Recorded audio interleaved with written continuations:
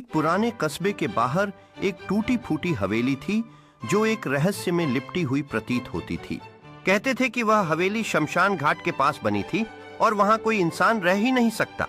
गांव के लोग बताते थे कि आधी रात को उस हवेली की टूटी खिड़कियों से दिए की लौ जलती दिखाई देती है और किसी औरत के गाने की धीमी आवाज आती है।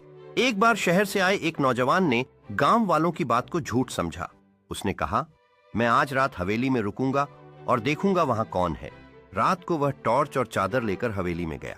अंदर जाते ही उसे दीवारों पर काले हाथों के निशान दिखे जैसे किसी ने खून से बनाए हों, लेकिन उसने डर को नजरअंदाज किया और एक कमरे में जाकर बैठ गया।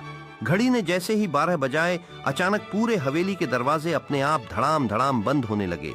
उसकी टॉर्च भी बुझ गई। तभी उसने सुना, तू क्यों आया है यहाँ? ये जगह तेरे लिए नहीं है। वह डर से कांप गया। अंधेरे में उसे एक सफेद साड़ी पहनी औरत दिखी जिसका चेहरा आधा जला हुआ था और आंखें अंगारों की तरह लाल। वह डर से कांप गया।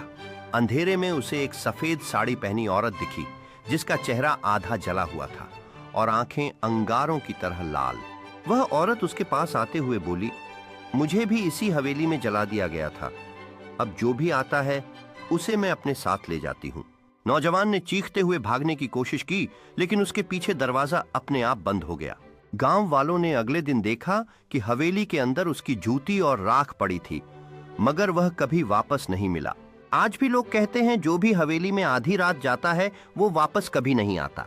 किसी ने कहा कि हवेली में रात के समय अजीब आवाजें सुनाई देती हैं, जैसे कोई मदद की गुहार लगा रहा हो।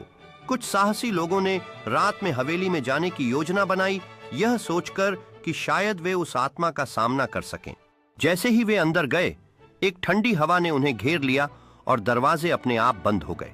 उनके दिलों की धड़कन तेज हो गई जब उन्होंने दूर से एक फुसफुसाते हुए स्वर को सुना। यहाँ कौन है? एक साहसी युवक ने डर के मारे पूछा, लेकिन उसकी आवाज अंधेरे में खो गई।